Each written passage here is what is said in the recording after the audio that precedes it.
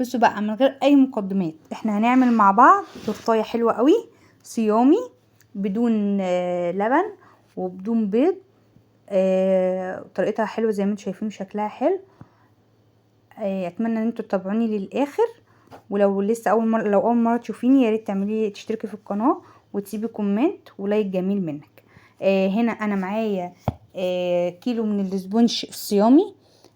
انا عملت قبل كده معاكم اسبونج بيتي صيامي، لو حابه ان انت تشوفيه تقدري ترجعي للقناه، هتلاقي فيديو لتورته بابا نويل عاملاها معاكم صيامي. نفس الطريقه كده.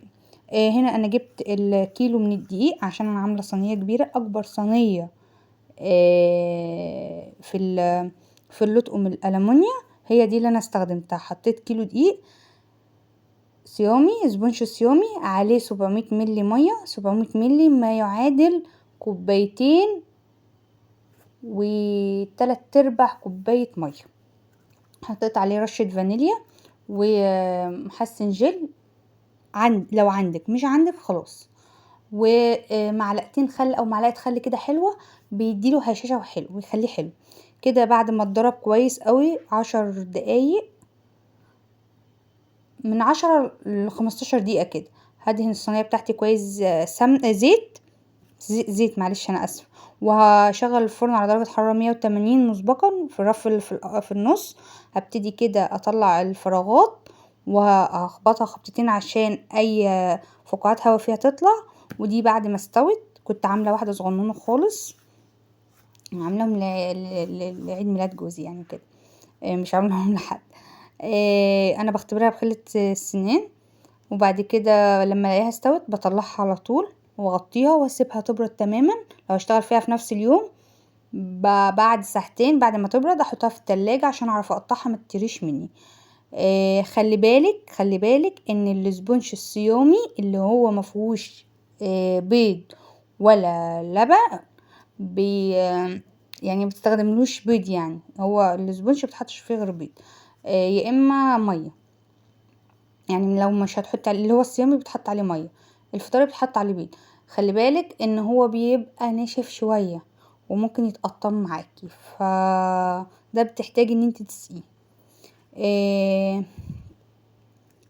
سبتها ليله كامله وابتديت تاني يوم اشتغل فيها. خلي بالك ان الجو الحر مش بيساعد قوي في الكريمه، وبالذات الكريمه الصيامي، كريم شانتيه الصيامي بيبقى فيه نسبه مطه شويه. انا هنا استخدمت 4 كوبايات من الكريم شانتيه، عليهم كوبايه الا معلقتين من السكر بودر، برضو عليهم 3 كوبايات وربع من الميه الساقعه. يعني هقولك على حاجه، انت تزودي الميه واحده واحده، يعني حطي 3 كوبايات وبعد كده زودي واحده واحده لحد ما توصلي القوام اللي انت عايزاه. انا ما حبيتش ازود عن كده عشان انا لسه هحط صوص شوكولاته، فما تبقاش معايا سايل قوي. زي ما انتم شايفين كده انا كنت بشوفه السكر بتاعه مظبوط ولا ايه. وبرده ما كترتش السكر عشان انا هحط صوص شوكولاته. صوص الشوكولاته ده انا عملته معاكم قبل كده وهعمله معاكم وهقول لكم على طريقته دلوقتي. الطريقه بتاعته صيامي، بتجيبي شوكولاته خام صيامي وبتحطي نص كوبايه ميه، عليهم معلقتين كريم شانتيه صيامي او من غير معلقتين كريم شانتيه صيامي لو انت مش حابه تحطي، مفيش اي مشكله.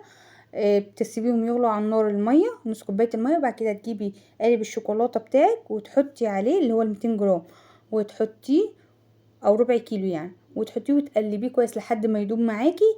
وبعد كده بتحطي عليه معلقتين زيت وتقلبي ويبقى معاكي احلى صوص شوكولاته. زي ما انتوا شفتوا كده الكريم شانتيه بتاعي بقى ناعم جدا وطعمه حلو والسكر بتاعه مظبوط جدا. ما تجيبوهوش اللي هو محلى لانه بيبقى فيه مطه عاليه، يا ريت تجيبيه اللي هو الخام، صيامي الخام. هنا كده انا كنت سقيت الكيكه زي ما قلت لكم ان الكيكه عشان كبيره فاتقسمت معايا نصين غصب عني. هبتدي كده اوزع الكريمه، وانا ما حبيتش اقطع في الكريمه عشان هي بتاخد وقت في الضرب عن الكريم شانتيه اللي بيبقى فطاري، اللي لانه بيبقى فيه لبن وبيبقى فيه حاجات تانية فبيمسك اسرع. حطيت الطبقتين، هما الكيكه قطعت معايا 3 طبقات. حطيت طبقتين ودي الطبقة الاخيرة. انا بحب اخلي قاع اللي هو القاعدة بتاعت الكيكة اللي هي بتبقى من تحت، بخليها هي اللي على الوش عشان يبقى متساوي معايا في التقطيع.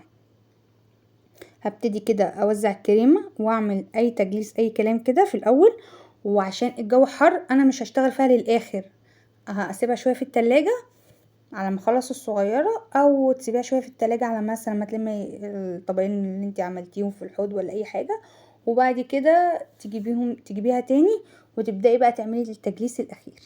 زي ما انتم شايفين كده انا بعمل اي كلام في اي كلام كده، وهبتدي بقى ايه اجلس حلو.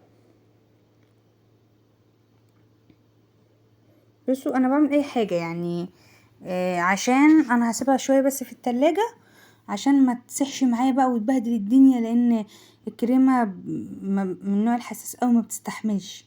عايزة شغل تكون في، مع اني كنت مشغلة مروحة، بس عايزة الشغل يكون في تكييف او درجة حرارة تكون في رطوبة في المكان، لان هي ما بتستحملش فعلا. كده بعد ما حطيتها شوية في التلاجة زي 10 دقايق ربع ساعة يدوبك بس تشم البرودة بتاعت التلاجة، وهبتدي بقى ايه اعمل الطبقة الاخيرة اللي هي التجليس بقى النهائي عشان تديني الشكل الحلو اللي انتوا هتشوفوه ده. طبعا هو الصيامي ما فيهاش لعب كتير، يعني ما فيهاش ما تقدرش تحطي فيها شوكولاتات وحاجات بقى كتير عشان خاطر ما فيش حاجات من دي كتير بتبقى صيامي. برضو ممكن تقدري تطبعي صورة، بس تتأكدي الصورة اللي هي عجينة السكر هل هي فيها جيلاتين يعني فطاري ولا ان بتبقى نباتي، لان يعني بيبقى فيه نباتي، في نوع بيبقى فيه نباتي وفي نوع بيبقى فيه مش بيبقى نباتي يعني. ده اللي انا اكتشفته مؤخرا. هبتدي كده اجلس كويس الاول بالسكرابر بتاعي، او زي ما عودتكم باي غطا بلاستيك تقدري تقسميه نصين وتاخدي اللي هو النص المقسوم اللي هو بيبقى ليه حرف شوية، وبعد كده بتبدأي تجلسي بيه. وهبتدي اجلس كويس، هتلاحظوا ان بدأت الدنيا تظبط معايا. ليه؟ لان انا حطيتها في التلاجة شوية. لو اشتغلتي بقى على طول هتلاقي الدنيا ساحت ومش عارفة تجلسي الكيكة بتاعتك كويس. هبتدي كده وهبتدي بقى اجيب اللي هو السكرابر بتاعي اللي هو المشرشر. لو ما عندكيش برضو او مش عارفة تجيبيه تقدري تكوني تستعملي مشط يكون لاستخدام المطبخ فقط، يكون جديد ماشي. وتبدأي تجلسي كده واحدة واحدة، هتلاقي الدنيا بدأت تظبط معاكي. لو حسيتي ان مثلا الحتة ديت مفيهاش كريمة كتير حطي كريمة تاني وابدأي جلسي تاني، هتلاقيها ظبطت معاكي زي ما انتوا هتشوفوا كده معايا. كمان لو ما عندكيش قمع تشكلي بيه يعني ما عندكيش كيس حلواني، تقدري اكياس تلاجة تحطي فيها القمع بتاعك وتفتحيها بأبسط. يعني حاولي تلاقي ليكي حاجات عشان مفيش حاجة تعجزك يعني. بس الحاجات دي بقت متوفرة كتير في معظم المحلات وفي معظم ال الهايبر وكمان عند العطار، في ناس في عطارين بيبقوا عندهم الحاجات ديت هتلاقيهم يعني موجودين كده. انا هبتدي انضف القاعدة بتاعتي، قاعدة التورتة بتاعتي عشان ما يبقاش شكلها لطيف ومن الكريمة الزيادة. وهبتدي بقى ايه اجيب الشوكولاتة بتاعتي اعملها. الشوكولاتة بتاعتي انا حطيتها في التلاجة اللي هو التخزين العادي، كيس تلاجة او فريزر. وهبتدي بقى ايه اصب واحدة واحدة او كيس حلواني يعني اللي تفضليه، واقصها بالمقص حتة صغنونة خالص كده زي ما هتشوفوا كده دلوقتي معايا. وابتدي بقى ايه انزل على الحرف الاول، اعمل الشكل ده بس مش كتير. اهم حاجة يكون القطع بتاع الكيس صغنن عشان ينزل معاكي كمية مش كبيرة وينيل الدنيا. هبتدي كده وابتدي بعد كده احطه في النص واسويها كويس جدا. وبعد كده بقى هعمل الكريمة بتاعتي واحط الاسم ده بقى بيتعمل ازاي يا جماعه؟ بتسيحي شوكولاته على حمام بخار او في الميكرويف، وتجيبي القالب السيليكون بتاع الحروف، وتبتدي تملي الحروف اللي انت عايزاها، اسم اللي انت عايزاه، وتبداي وتحطيه 10 دقايق بس في التلاجة او في الفريزر لو انت مستعجله دقيقتين، وتطلعيه.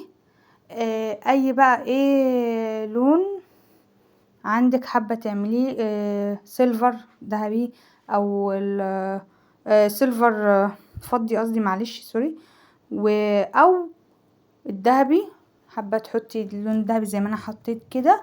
بتجيبي فرشه وتبداي تدهني بيها الحروف، وش الحروف كده، وتحطيها. وعايزه بقى تدي لون من فوق، عايزه برضو زي ما هتشوفوا كده معايا دلوقتي البسكوت ده بسكوت بوريو سيومي، يعني انا جايباه سيومي، يعني انا مكلمه المحل جايبه الحاجه من عنده كلها سيومي. هبتدي كده، بروح برضو جايه عاملاه باللون الذهبي، وابتدي بقى ازين بيه اللي انا عايزاه، يعني بيدي شكل ومنظر حلو بدل ما تحطي الحاجه كلها كده سد، لان عشان صيامي فالحاجه مش بتبقى متوفره جامده قوي. زي ما انتم شايفين كده انا غطيت التورته بتاعتي كلها شوكولاته، انا كنت حابه ان انا اعملها شوكولاته، يعني طعمها حلو قوي، يعني لو حطيتيها قدام حد ما يعرفش يفرق بين الفطاري من الصيام. بس اهم حاجه اسقي الكيك كويس قوي، لان بيبقى ناشف شويه شويه عن اللي مفوق، عن اللي فيه بيض اللي هو الفطاري. هبتدي كده اعمل شكل ورد.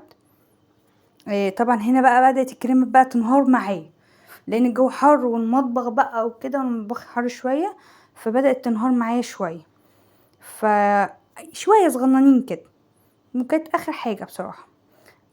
فابتدت بقى كده عملت الشكل ده، شكل بسيط جدا وسهل، لو اول مره تعمليها هتنجح معاكي لو مشيتي بنفس الخطوات دي. لو اول مره تشوفيني ياريت تشتركي في القناه، تسيبلي كومنت حلو، وتعملي لايك، الحاجات دي بتشجعني جدا وبتفرحني قوي.